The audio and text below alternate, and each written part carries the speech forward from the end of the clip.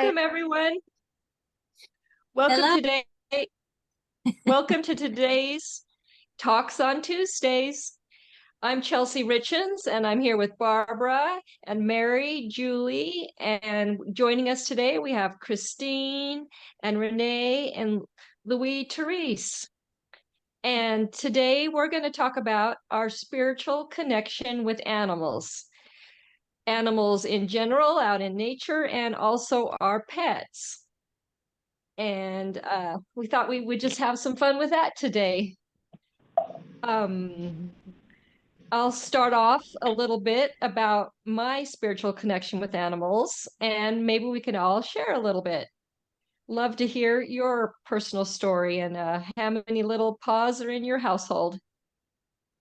So I have to admit, I came down with a medical condition about 8 years ago. It started. It was called menopause, mini paws.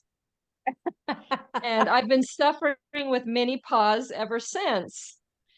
I have 5 little dogs in my household, and I'll show pictures of them later. But you know, I was running some errands today, driving around in my car, thinking about today's topic, and they really are my babies. Yeah, and they have names, but their true names are sometimes Special and Brat and Spoiled and Rotten and Princess and Entitled. But life is not simple here for me and my husband on a daily basis. We kind of look to the future when maybe things will calm down. But right now we deal with the effects of my menopause.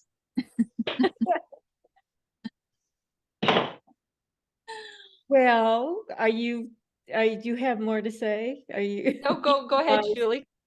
Um, well, this topic I love, and I guess I started thinking about it because when we moved here, hey Cecilia, there's animals everywhere here. I just don't know even where to start. I actually feel sometimes that I'm around animals more than I am people since we moved here, because we're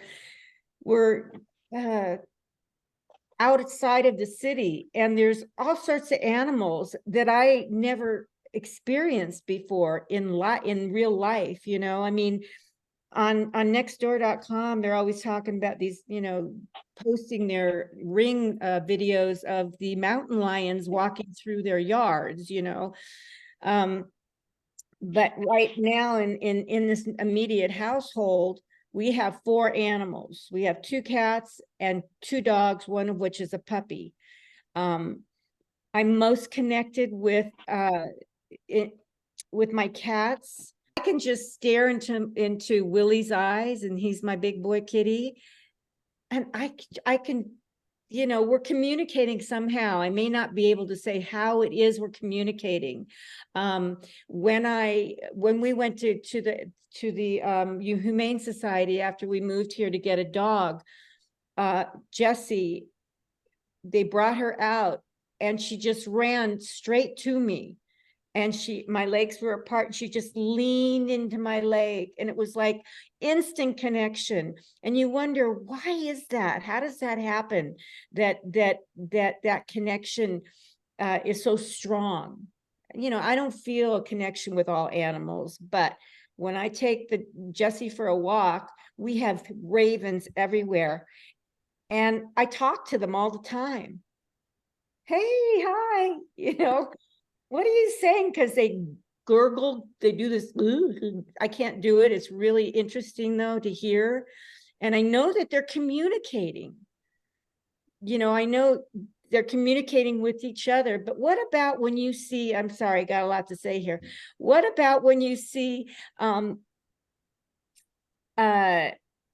don't know, a goat and a lion that become friends, or you see those videos where you go, oh my God, I can't believe this animal they love each other. There's this connection, you know, and it's just there. The connection is there in this world, and it's not even just with animals, as we know. It's everywhere. But this gets me really excited. I could just see how this topic just makes you glow and ooze just light, Julie, and it brings you alive. It's wonderful Yeah, to I see. love it. I love it. Yes, Christine. I had a connection. First of all, I have a dog. We just got him from the Troutdale Humane Society. Rescued him about 3 weeks ago now. My God. And instantly fell in love with him. I didn't feel like I was ready for a dog. But Dave and I went down there. Dave wanted a dog, and I was like, okay, we can go. And I instantly fell in love with the dog, and there was no way I could go home without him. So we have Brewski. But I was gonna say that I had a connection with my cows growing up. I'd go out there in the evenings when the sun was setting, and I would sing to them, and they'd be laying down, chewing their cud. And I just sit right in the middle of them, hanging out with them and watch the sunset and sing. And they make this deep, like gurgle, guzzling, snoring, kind of a mixed sound, like they were trying to sing with me. Oh. And at the time, I think there was probably about 4 on the farm. And I'd go out there to the pasture when they were not about to fall asleep, and they would run up to me. They'd put their head on my shoulder, and I'd hug them and kiss them, and they were so sweet and cute. So I feel like I'm more of an introvert. I'm an INFJ, so I'm kind of that borderline introvert extrovert. And I've always felt like I've connected easier with animals than with people. So just easier to relate to them, I guess. I don't know. Well, they're pretty unconditional, Yeah. their love, and it's so easy. But it's interesting. I saw a video recently with this guy and his cows, and they were like, he would hug them, and they were on him, and so yeah, it was awesome. Seems like animals, they're so pure, their essence is just so. And I know, like with my cat Dusty, he's such a little rascal. You were talking about names, Chelsea. It's like, oh yeah, he's Mr. Rascally. But in spite of that, he's just got this open heart, and I think they're just so much closer to that, all that is essence, that almost like that innocence, even when he sits there and looks at me a little mischievously. It's got that innocence, and that, I don't know. I love it. They are here to teach us. I'm sorry, Mary. Oh, go ahead. I was just going to add that the animals, they live from their essence, from their instinct. Everything is instinctual for them. So, and like cats and dogs, they see things we don't see. And I kind of feel like that's kind of on that spiritual level. And I think some people also see things that some people don't see. So we can do that to a point, I think, like animals. But when I'm walking Jessie down the street and she stops and she does this and she looks, she's real still. I know something's out there that I don't see, and then down, I'll look a little further, whatever, and there's a big old javelina standing there, one of those boar-like things. I go, oh, good girl, so. Yeah, it's so interesting. Sometimes Dusty comes into the bathroom with me, and he loves to jump up on the top of the sink and play with the water, if there's any water in there or anything. And if I have something sitting on the top of the sink, even if it's back further that he can't see it from where he's at on the floor, he always seems to know that there's something up there. And if he jumps, he'll kind of like jump around whatever's sitting there. or just not jump at all. But I always wonder, how do you know that? You know, and again, is that like connection with something that's bigger than just our eyes. They teach us so much, like Julie was saying about instinct and about vision. But they are always in the present. They're in the moment. They're not worried about yesterday or, what's going to happen tomorrow. Should I do this? Should I do that? They just do it. And I think that's Yeah. their lesson, to be in the moment. And also, if you've ever had a puppy, they teach us forgiveness and give us all these opportunities to just look at their sweet, innocent, cute faces, and we forgive. And if we could only see each other that way, then we would not have all this trouble. And a superimposed face Yeah. of your dog. Absolutely. Well, animals are amazing. They're wonderful. And they're always talking to us and they're always sharing with us and they're always listening to us and they're always being present with us. And each one of them has their own unique personalities. It's just fabulous. Chelsea, I know you've got lots of dogs and I know each one of them has a different personality, right? They're all doing something different. They all have their own choices. And it was so funny because I just remember when I was given the opportunity to house sit for a friend of mine for several years and stuff because they were out in Europe and they said, oh, but we have a cat. I said, well, I have a cat. Well, said they bring your cat. So I brought my cat and I stayed at their house and my cat was like this little princess and she loved, I mean, she would go out in the backyard, but stay on the patio. She would touch the grass, but then go to no. But their cat was a hunter, gatherer, fighter. He was strong and he was bringing home the birds and the lizards and anything he could to give me a present or whatever. But he was watching over us. He was the protector of the house. And it was just their personalities were so different. And he wouldn't let my cat sleep with me because he wanted to sleep with me. So so my cat had to go find another bed because he was like, no, I'm sleeping with her. So it was really funny.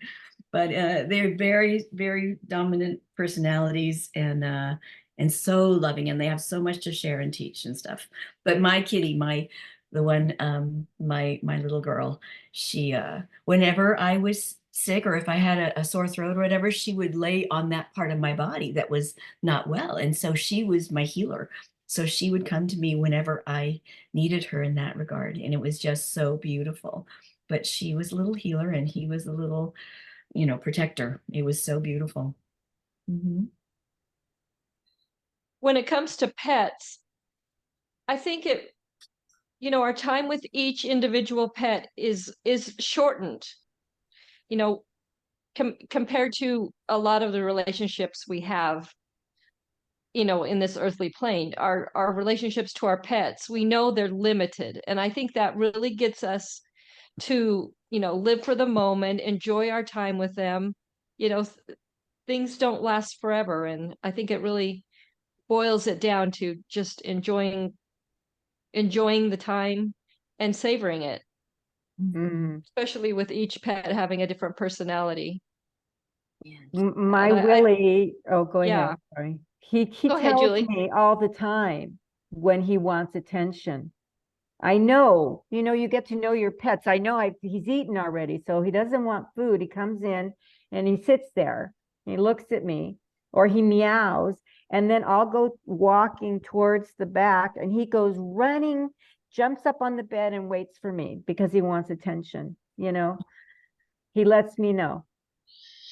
And you Yeah, just mine have to was be aware of that with, what I mean, with your animals. You get hung up on doing what you need to do or what you're doing, and your cat, you pet him a couple times, but then do you really stop? And this is from experience. Do I really just stop and go, okay, he wants some attention. He needs to have that, and then I, sometimes it's like 5 minutes, 10 minutes, I brush him. He's good,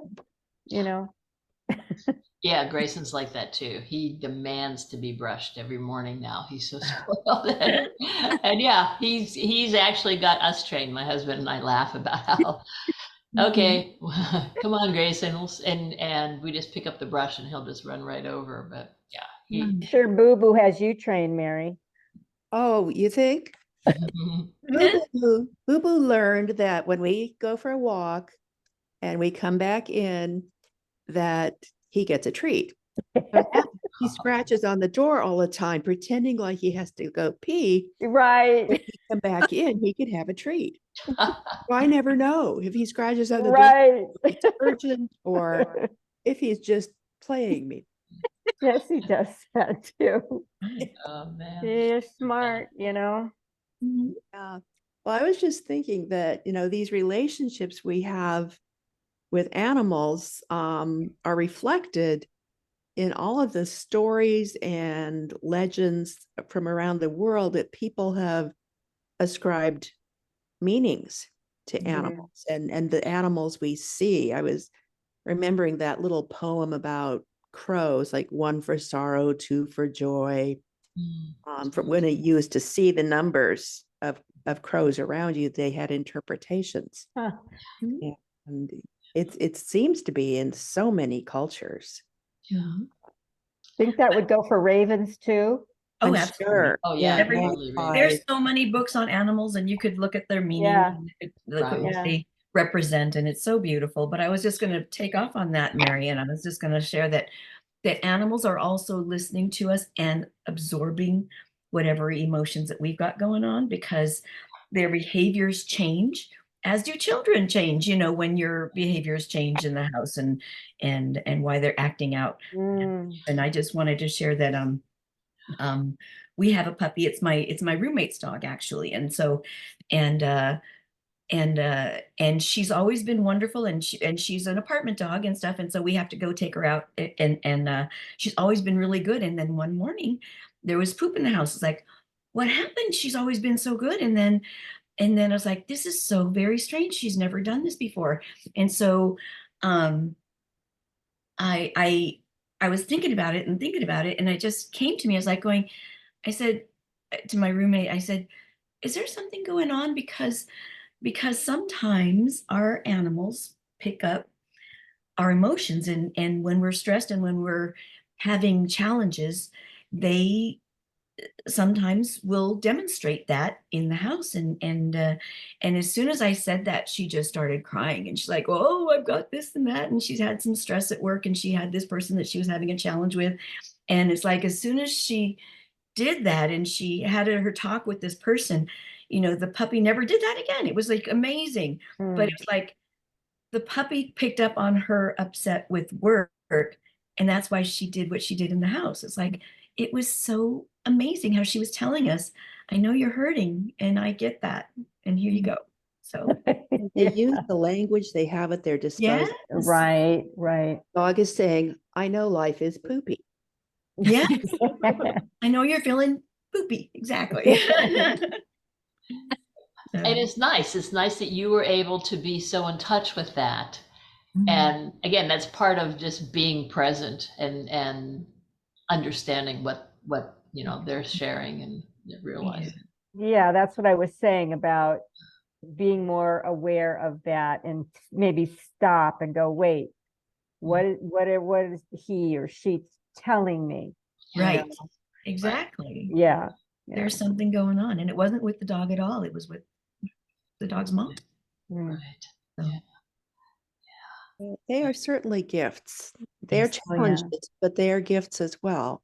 Yeah. And it seems like it's like the universe has given us these little spirits saying, doesn't matter what else is happening in your life, there is always love available. And here is a physical manifestation of that, so that you can have something to hang on to. Yeah, that's true. A reminder of the purity that's available. Christine, can we see your dog? Oh, did you see him? He stuck his nose up in the. I did, but I wanted to see him again. Bruce, Uh-huh. what's his name? Brewski? What? He's cute. What's his name? Brewski. Brewski. He. Oh, Oh, he's Fred. darling. Oh my God, look how cute. How much does he weigh? About 40 pounds. Okay, so he looks Lab.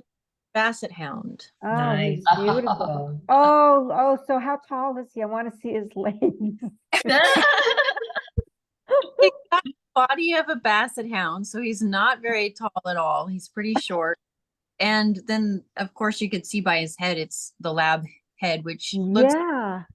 ridiculous, but cute. It's like one of those Oh. mythological creatures with the head of a lion, the tail of a giraffe. But Yeah. you know, it's like I say, you know, babies are cute, you know, even when they're ugly. So- That's their protection, I think. Yeah, they better be cute. It's that pure essence. Yeah. Yeah, yeah, yeah.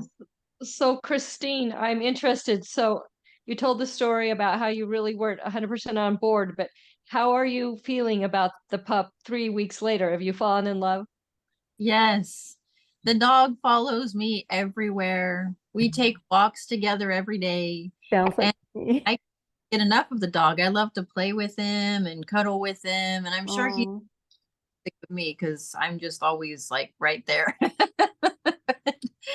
But yeah, I wasn't quite because I know the responsibility that an animal takes, and I wasn't sure if I was ready for that responsibility, but I wouldn't trade it in for the world. I'm just but wasn't it Dave that wanted the dog?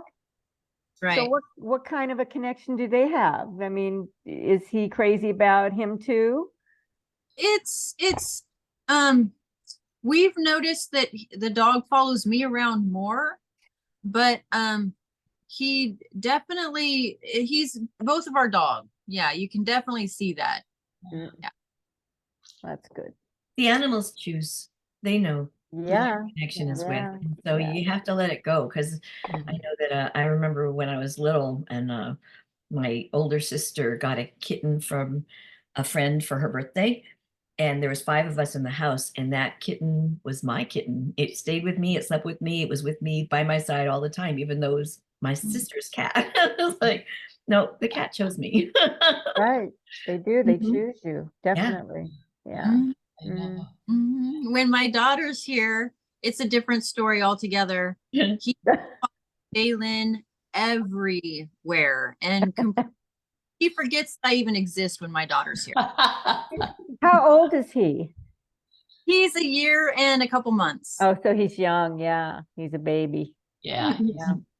That's nice. Yeah. Nice. yeah. Are you going to put up our pictures, Barbara? I can do that if you guys would like. Let me just Well, make I sure think we're that, getting close to the end. yeah, okay. Well, I'll share screen. I forgot to mention everyone that we're sharing Aw. today for about a half hour. So So precious. Renee Yeah. or Louis, Therese, if you'd like to share about your connection with animals, we'd love to hear before we end in about 5-10 minutes. Yeah, so Oh. on the top there's Boo Boo, Mary's little guy, and then this is Willie and Esme, Jesse and Bailey, who live would be with mine. Julie, and then Grayson and Dusty, and Chelsea's her family's dogs down here, and her dogs. You've got to name them all if you want, Chelsea. Okay, you point at them and I'll say their name. Okay, Okay, that's my youngest girl, Yuma. Umatilla. Uh-huh. And that's that's Bo. And that's my other girl, Zinnia. And that's the original that brought them all on, the original Pekingese named Bijou. And that's Beatty. Beatty. Okay, beautiful. Yeah. And Beatty looks like my old dog Spanky. He was a little Tibetan Spaniel, and Oh. he was my son's dog, but we got him when he was young, and then my son went off to college and couldn't take him, so then he became my dog. Yeah. They are so great. Yes. Oh, Renee's got a picture up. What is that? Oh, I Oh. see. Oh, nice, Renee. Can't hear you, Renee. Unmute. Yeah, Conrad is a Weimaraner, or was a Weimaraner. Nice. Family Beautiful. dog. My dearest companion, loved to be with me, loved to curl up on the sofa and listen to me play the piano, practice the piano, except had a great habit when I was trying to practice, would get up on the sofa, lift his left leg, front leg, not the back leg, hang his leg over my arm. Oh, Oh, is that wow. cute? And up until the very day he ran away, actually, I believe he ran away before he was going to die. And it was a family dog, and my brother was not in town. And every time I see a Weimaraner, in fact, one day I was leaving our building and I saw a woman walking along the street, not too far from where I was, with a Weimaraner. And the dog kept stopping and turning his head and looking back at me. And I thought this was very curious, really. And I just kept walking a little faster, and she stopped because she didn't understand why he kept pulling the leash and turning backwards. And I said, oh my goodness, I had a Weimaraner growing up, and he must feel something, or there must be this connection. Yeah. Oh, we're back. Whoa. They're wonderful dogs. I loved him dearly. I loved him more than I loved some people. Right.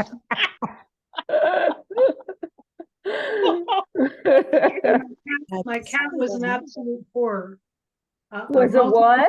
What? Cat was an absolute horror.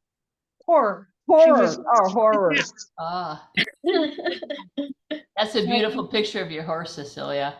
Horrors. How cool. Ah, She gave me a baby horse too. oh, wow. sweet. I was there with her when she foaled. It was beautiful. I was the wet Wow. nurse. What an experience. Yeah. It was amazing. Okay, guys, we have to end. I hate to do this, but now we're over time. Thanks everybody for joining us. You all. It was fun. Bye Have bye. a great day. Thank you. Bye-bye. Bye. Louis. Kiss your animals.